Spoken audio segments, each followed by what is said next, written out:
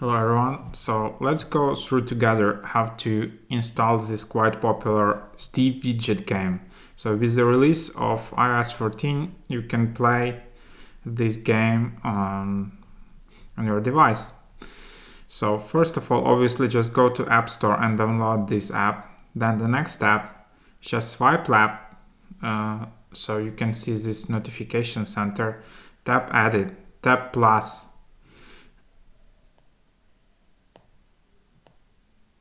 Oh, sorry, it's not plus, it's rather like tap customize in the bottom. And here you need to find Steve and then just tap plus and then tap done. There you have it. And then just tap expand. So just tap on the gray tab in top part and then just tap and there you have it. Oh no, then I just lost.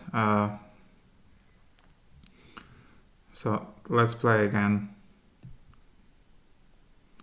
So that's basically the game.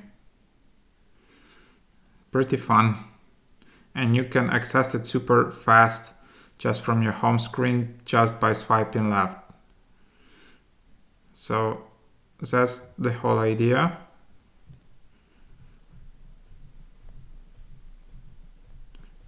So yeah, that's how you install Steve Widget Game. Hope it was helpful.